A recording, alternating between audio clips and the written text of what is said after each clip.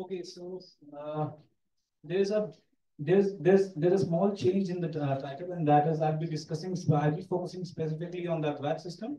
So why do we need God? One of the reasons we need God is because we need a first cause, and other reason that we need God is because there's a designer, there's a creator, there is a design in the world, and that design implies a designer. And therefore, I will continue my talk from this point. I will dive in straight into the Advaita theology. The phenomenal world emerges and sustains and dissolves through Brahman, the ultimate reality. Maya, inherent in Brahman, serves as a material cause of the empirical existence, enabling the world's manifestation. When Brahman associates with Maya, it becomes Ishwar, the universe's ruler. Maya projects duality where none truly exists. Maya is not the universe's true source, but merely assists Ishwar in creation. Avidya wills the unity of consciousness for individuals, but leaves Ishwar unaffected. Then Avidya, Ishwar recognizes the unity within the world's apparent diversity, integrating it into himself. Both Ishwar and Jeev are unreal, existing only within the empirical reality, not as the absolute truth. Then Ishwar is also an illusory entity in the Advaita domain, existing only within and he exists only in the empirical reality. He represents the Apara Brahman, that is the qualified Brahman, rather than the Para Brahman, which is the pure transcendental Brahman. Unlike the changeless and inactive Brahman, Ishwar governs the universe and understands all beings. He is like a magician who uses the power of Maya and in that sense, he is both the material and the efficient cause of creation. The difference between Ishwar and Jeev lies in their limiting adjuncts. Unlike Jeev, Ishwar is not diluted by Maya and he remains free from evil. Now, Brahman is what we call a passive witness or drashta matra, and Ishwar acts as the intermediary for creation and dissolution. So, Brahman in himself does not create the world or sustain the world. He needs Ishwar as an intermediary. Ishwar is limited by Maya, yet remains metaphysically identical to Brahman. While Ishwar is the object of nescience, that is avidya, Jeev is locus, meaning Jeev is unaffected by ignorance, whereas Ishwar is not. Now, there are two theories concerning the nature of God, concerning God, and those two theories differ on how they view Maya. The first set of theory is the Avachedvad, or the theory of limitation, and the second set of theory is the Pratibhimbvad, or the theory of reflection. In both the theories, Maya and Ishwar, Maya aids Ishwar in creation, sustenance, and dissolution. The key difference lies in whether Maya is merely an accessory, as the Avachedvadins believe, or is the material cause, as the Pratibhimbvadins. For the Avachedvadins, Maya is only an accessory to God, and while Ishwar has limitations, they do not affect his knowledge and he remains free from avidya. According to the Pratibhimbvad theory, Maya, influenced by Sattva, reflects pure consciousness and serves as a material cause. However, it neither obscures Ishvara's true nature nor generates the mind, that is the Antaka. Before moving on, I would like to put out some differences between Maya and Avidya. Abhay Dixit, while citing Vidyaran, he says that Maya and Avidya are distinct, as explained in the Vivek Prakarana of Panchdashi. Maya and Ishwar transform the Jeev, transform into five gross elements, that is the Panchikrit Mahabhut, forming the material world. Avidya residing in Jeev gives rise to the causal body, that is the Shukshma Sharir, and mind, which emerges from the subtle element, that is the Tanmatras. Ishwar and Jeev contribute to the formation of the Shukshma Sharir, or what is known as Ling Sharir, reflecting a synthesis of Sankhya and Advaita. Maya, like Prakriti, cannot be eradicated by self-knowledge alone, since it is rooted in Ishwar.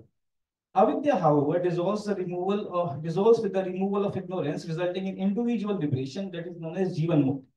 Maya ends at universal liberation, which is termed as Sarva Mukti, when Ishwar realizes its illusory nature and reabsorbs into his own essence.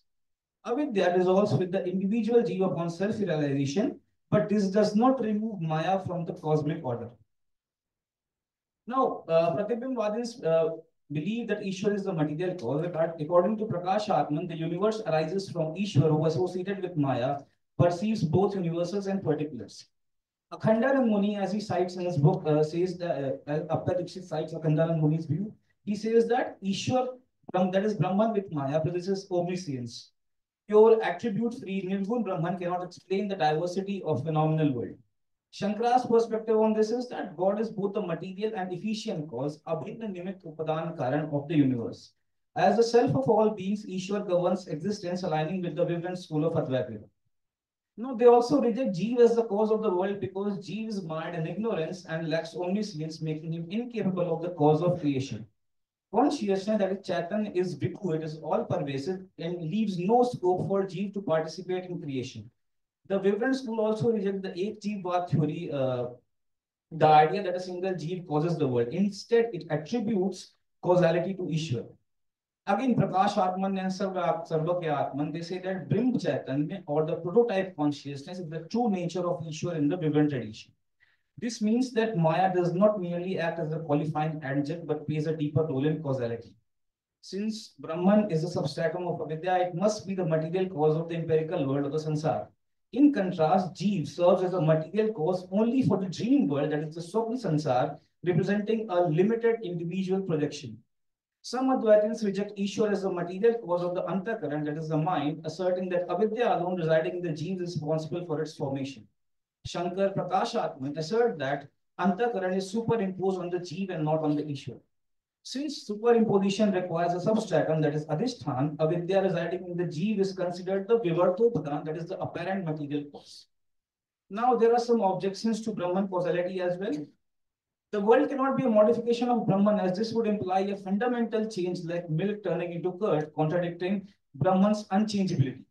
A partial modification would also conflict with Brahman's indivisibility. The only solution being that Brahman is the Vivartopadan, that is the apparent material cause, just like the Jeev who perceives the dream world, that is the Swapna Sansar, without undergoing any transformation. No, Praktar's Vivran also says that describes Ishwar as the reflection of Chit, that is the pure consciousness in Maya, Chit from Satchit Anand.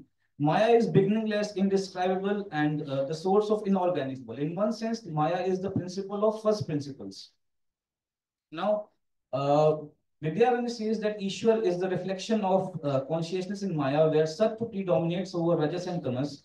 His projective power, that is the Vikshev Shakti, restrains Rajas and Tamas, ensuring Ishwara's freedom from ignorance and agitation. Maya, where Sattva dominates, reflects Chit as Ishwar. Avidya, where Rajas and Tamas dominate, reflects Chit as Jeev. Sarvagyatman, however, makes no distinction between Maya and Avidya, and he says that Ishwar is a reflection, that is the Pratibimb Chaitanya, and not the original consciousness. Ishwar is reflection in the Karan Upadhi, that is the causal adjunct, whereas Jeev is the reflection in Karya Upadhi, that is the effectual adjunct. According to Vidyaranya, consciousness or the chit qualified by Maya is Ishwar. He is both the material, that is Upadan, and the efficient limit cause of the world. In his subtle form, he is also known as Sutra Atman or Hiranyagarbh. Sutra Atman is or Hiranyagarbh is the collective jivas in the subtle form. Ishwar is aware of all jivas antakaran. The Ishwar exists in a latent state within him, like objects seen in a twilight. He is conditioned by subtle bodies, that is the Ling Sharir, formed from apanchikrit Mahabhutas. The analogy that has been used is of grain sprouting, that is the whole plant being in the seminal state of the universe. Hiranyagarbha represents the seminal state of the universe. In his gross form, he is known as Virat, that is the manifest universe, and he is described in the Purush Sukta as the cosmic body, that is Vishwataru. He is conditioned by the collective gross bodies made of Panchikrit Mahabhut, that is the grossified elements. Now, there's a debate between amongst Pratibimbadim whether Ishwar is the Bimb Chaitanya or he is the Bimbit Chaitanya. Where the Ishwar is Bimbit Chaitanya for those who believe that Ishwar is the Bimbit Chaitanya, Ishwar is the reflection of Chit in Maya, while Jeev is a reflection of Chit in Avidya. For those who believe that Ishwar is Bimb Chaitanya, Ishwar is the original consciousness and not the reflection. He remains unaffected while Jeev is a reflection. According to the Bimbit Chaitanya view, the Mool Avidya has two forms. That is, one is Maya, that is the macrocosmic ignorance, and Avidya, which is the individual ignorance. Reflection of consciousness in Maya is Ishwar and in Avidya it's Jeev. Each Jeev has its own Avidya, there are multiple reflections of consciousness resulting in multiplicity of Jeev. In the Bimb Chaitanya view, where Ishwar is the prototype consciousness, Avidya is singular, as per cited by Abhay Dixit in he cites the Vishnu Puran in his text, meaning it cannot produce multiple reflections. If Ishwar were a reflection, there would be no distinction between Jeev and Ishwar, since both would be reflection of Chit and Avidya. Only one consciousness can be the source. Jeev is the reflection, Pratibimb, and Ishwar is the prototype, the original consciousness. He gives an illustration from Kaltaru wherein he says that a person looking into a mirror sees distortions in the reflection, but the prototype remains unchanged. Similarly, Ishwar is the being that remains free and unaffected, while Jeev are subject to sanskar. Again, the creative aspect of Ishwar is not ordained by any external desire or any external purpose. It is what is known as Swata Sphurtila, that is spontaneous play arising out of its own nature. Ishwar transcends Maya, while Maya is bound by time and karma, but Ishwar remains unaffected by it. While Maya is the medium through which Ishwar's power manifests, he is not conditioned by it, unlike the Jeev. Padacharya also rejects the idea but that both Jeev and Ishwar are reflection. The key distinction being that Jeev is the reflection of Chit in Avidya, that is ignorance, and Ishwar is the original consciousness, Vim Chaitanya, and not a reflection. Also, they say that Chit is one and all pervasive, but Jeev, it is Jeev who experiences limitation. The analogy that they use is of the sun, which is one and universal, but different mirrors reflect it uniquely based on their shape and quality. Similarly, Avidya acts as a mirror reflecting Chit in a distorted way to form individual jivas. The Antakaran emerges from Avidya and conditions jivas experience just as a mirror provides a location for reflection.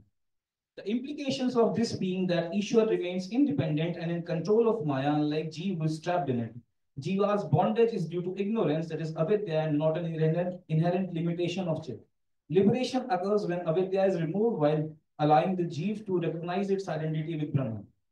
Now, can be two critiques. There can be many critiques. I just point out two critiques of Pratibimb. The first one would be that if Ishwar were a mere reflection, that is Pratibimb, he would be no greater than the Jivas, making him powerless. The second issue would be that how can one reflection govern another? If God were just a reflection, he could not liberate Jeev, and he too would be limited. The second set of theory is the Avachedvadan theory on Ishwar. They believe that Brahman is the pure, unconditioned, all-pervasive consciousness, while Ishwar is Brahman conditioned by Maya in entirety. Jeev is consciousness conditioned by adjuncts upadhis, and the collection of jivas is Brahman conditioned by individual parts of Maya. Now, this raises the question that if Maya has many parts, does this imply multiple Mayas? The challenge being that if Brahman becomes Ishwar by being conditioned by Maya, does it change over time? And if Ishwar is just a collection of jivas, does he have a real transcendence, or is he simply a sum of parts, like a forest made of trees? Vachasmati Mishra's alternative is that there are multiple avidyas other than being multiple mayas. Avidya is localized in the individual jivas, not in Brahman or Ishwar. Why does he say that? Because assigning avidya to Brahman will contradict his perfection. Each jeev has its own avidya which disappears upon liberation. If one avidya with many shaktis accounts for multiple jivas, then the liberation of one jeev should weaken the other, should weaken the avidya, but this does not happen. Since Shakti and Shaktiman, the possessor, the power and the possessor of power are non-different, the destruction of a specific Shakti would affect the whole avidya. So multiple avidyas are a simpler solution. Each jeev has its own avidya that gets destroyed individually upon liberation. This preserves Brahman's perfection and avoids the complication of a single avidya with many Shaktis. Now, they believe, the Avachedvadins believe that Ishwar is the object of Maya or the cosmic nazians, while Jeev is the locus of Ajnana. The Anupalabdhi Praman allows the Jeev to recognize the absence of perception of perfections in himself, implying that these perfections must somewhere exist. Concerning the relationship between Jeev and Ishwar, as long as nescience persists, the distinction between Jeev and Ishwar remains. Upon liberation, the Jeev attains the status of Ishwar, but true union with Brahmans happens only when all nescience dissolves completely. That is the Sarvamukti. This aligns with Vachaspati Mishra's Avachedavad view theory, which holds that Jiva's limited power is just a fragment of Ishvara's supreme Shakti. Now, they also mention that God is immanent as the inner ruler, that is the Antaryamin, guiding thoughts and actions of all beings. Ishwar wields nations but is not subject to it, whereas Jivas are bound by it. This distinguishes Avachedvad from Pratibimbat theory, which sees both Jiva and Ishwar as mere reflections of consciousness. Now, the critique of Avachedvad theory, one critique of Avachedvad theory would be that Ishwar is not limited by internal organ, who is not limited by the internal organ, cannot be the inner ruler or the Antaryamin within the Jeev, who is limited by internal organ. Now, coming to one crucial component of consciousness in the Advaita theology, that is Sakshin. Sakshan, the jeev is actually composite of two consciousness. One is the Sakshan consciousness, that is the pure witnessing consciousness, and other is the Karta consciousness or the agent. The jeev integrates both these aspects, experiential engagement and the concept of pure engagement. The nature of Sakshan, as I said, is self-luminous, unchanging presence, self-revealing, beyond object cognition, and also witness one. The antakaran serves as limiting agent of the Sakshin. It enables illumination of external objects through vrittis, modifications of consciousness. The Indriyas serve as intermediaries, but the actual cognition occurs because of illuminating presence of Sakshin. Sakshin is the basis of all knowledge. Uh, I would like to move on to some arguments but from different experiential states concerning for Sakshin. So first set of arguments that could be given concerning Sakshin comes from awake experiences. The sequence of cognition implies a prior witness. Cognition arises only after the internal organ, that is the antakaran, goes out to the object and forms a vritti, that is the, of the form of the object. In this process, the subtle and the gross bodies are vaguely perceived, and post-cognition, the individual says, I am the doer. This indicates that even before the vritti fully forms, a faint awareness of bodily existence exists. Thus, for such pre-vritti cognition to occur, a witness consciousness different from the vritti must exist. Then we do not experience, the second argument could be that we do not only experience the vritti, but also its origin, transformation, and cessation. No entity can observe its own being and hence this that which observes these transitions must be distinct from the vritti, and this observer is Sakshi.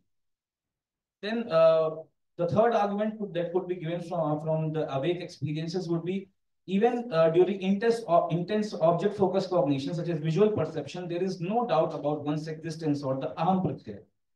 This unbroken awareness of selfhood shifts amidst shifting vrittis and implies a continual illumination of individuation, that is the aham pratyaya. That which simultaneously illumines both the object and the unchanging I is the sakshi. Also, during meditation, when you meditate on a particular object, say the idol of Lord Ram, there's a continuous stream of vrittis about the same object. Despite apparent and temporal separation between vrittis and I, we later say that I saw the idol of Lord Ram. This continuity of experience implies that a stream of individuation, that is aham pratyaya, must run contemporaneously with the stream of object cognition. If they were entirely disjointed, such a unified recollection wouldn't be possible. Therefore, a unifying substratum or witness must exist, and that witness is Sakshi. The other set of arguments could be given from dream experiences. In the dream state, the gross body and the external world are inactive. All sensory contact is suspended. Yet we vividly experience a world constructed internally by the antakaran in association with the jeev. Within this internal creation, the subject, that is the enjoyer, or the object, that is the enjoyed, arise as dual constructs, and both are unreal. Dream experiences are entirely illusory, including the sense of self or anxiety that exists there, that is the I-ness or the idant, the uniqueness, I-ness in the dream. Unlike waking illusions, the example, mistaking a rope for a snake, which require a real substrate, for example, the rope, dream illusions do not rest on an external empirical substrate. This raises the question, what is the locus of these dream illusions? Is it the senses? No, because they are inactive during sleep. Is it the mind? No, because the mind merely generates the illusion. And also, for the mind to work, it needs an external contact with the reality. It needs to form a vritti.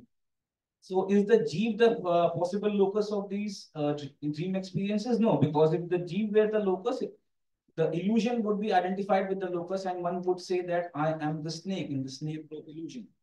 So therefore, there must be a sakshi that illumines the experiences of the dream state. 10 minutes. So in the deep sleep, sushupti, after coming out from the sleep, we say that I slept well, I did not know anything. So this implies two implications. First is the positive recognition of having slept, and one is the negative recognition of the absence of any experience. Now, recollection demands a prior cognition. Since no mental operation function in deep sleep, who or what cognizes the absence of cognition? So there must be an immutable cognition, immutable witness that is the witness of the deep sleep. Then coming from other set of arguments could be given from internal states of mind. Emotional states are not physical objects, they are known. These are vrittis, mental modifications in the antakaran. However, antakaran is insentient or the jad padarth and it cannot reveal or illuminate itself. Just as a mirror reflects light but it does not emit it, the mind receives and transmits but does not originate consciousness. The insight could be that there are two aspects involved in any such internal state, such as happiness or sadness. One is the experience itself, and other is the awareness of experience. The knower of happiness cannot be happiness itself. Therefore, there must be a witness who stands apart, observing these inner states without undergoing them. The last set of arguments could be given, that is given by Gyan Path, based on erroneous perception. In illusion, for example, this is a snake, which we later correct to this is a rope. The object changes, but the thisness or the hexity or the idant remains same across both the perceptions. This, if this thisness were a part of the rope, it would be unknown when the rope is unknown, but it is still known. Therefore, something must illumine the thisness or this even when the object is misperceived or unknown. Illusory objects are personal projections, yet they still appear as known. This demands a conscious base. That conscious base is Sakshi. Now, the Upanishads say that the reality is one. So how, if the reality is one, how does the world of multiplicity of jivas come out? So it is said that Shankara's response is that there are no individual jivas distinct from Ishwar, and the illusion of jiva arises due to Maya, which projects and conceals. Maya is also the false. Maya causes the false perception of separate individuals, just as one space seems divided into jars or pots, khatakash, patakash. And this is revert the apparent transformation, a false superimposition on the unchanging reality. Why do we see jivas as different? Because of the mind and body, which serve as upadhis and create the illusion of individual souls. Just as the same sky appears to be different when covered by clouds, pure consciousness seems divided into separate beings due to Maya. Due to ignorance, that is avidya, people fail to see Ishwar and Jeev as ultimately being one. Self-realization removes this false distinction. Now, Jeev can also be called as Vijnanatman, the empirical self, which is changing, limited self, identifying with memories, emotions, and desires. It is always connected to consciousness, even though its form changes. Now, liberation or moksha occurs when this individual, false individuality dissolves through self-knowledge.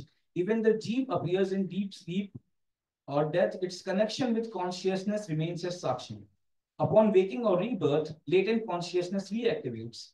So why does the Jeev persist? Because the cycle of causes and effect ensures that Jiva's individual latent tendencies or vasanas reawaken in new birth. So now also, not only do they have Jeev Sakshin, they also have an Ishwar Sakshin, or they follow a dual witnessing model, whereby you also have an Ishwar Sakshin. And Ishwar, comparing these two concepts, Ishwar and Ishwar Sakshin, Ishwar is when Maya qualifies consciousness, it becomes Ishwar, the creator, sustainer, and ruler of the world, of the universe. When Ishwar comes as Ishwar Sakshin, of the divine witness, it is when Maya limits universal consciousness, it becomes Ishwar Sakshin, the passive observer of creation. While Ishwar engages in cosmic order, Ishwar Sakshin remains the silent witness. The key difference between Ishwar and Jeev Sakshin and Ishwar Sakshin would be that Jeev Sakshin are multiple because they are limited by individual antakaran. The Ishwar Sakshin is singular because it is limited by Maya, its limiting condition. So Advait provides a first person account of consciousness manifesting at empirical and transcendental level.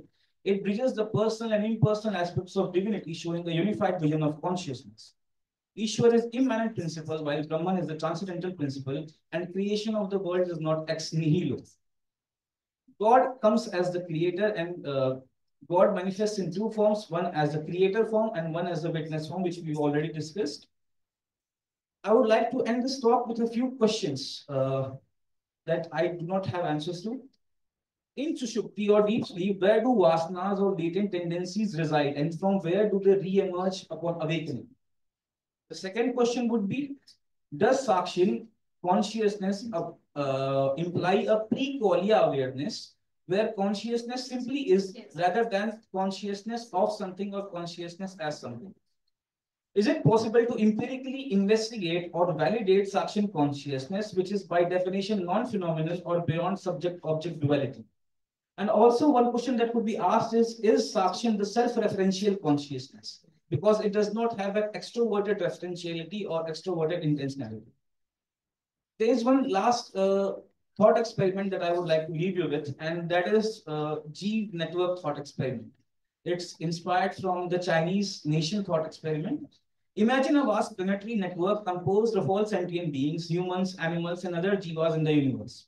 Each being is an autonomous conscious agent with their own individual stream of experience.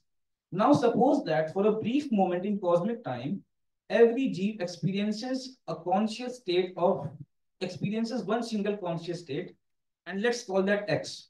This could be an emotion or a perceptual state or a metaphysical intuition, anything. The question that I then want to raise is if God is constituted by the set of all jivas and all jivas simultaneously experience X, does it follow that God also experiences X?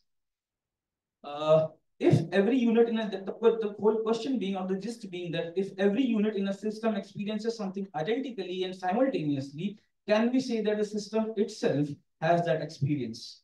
Thank you.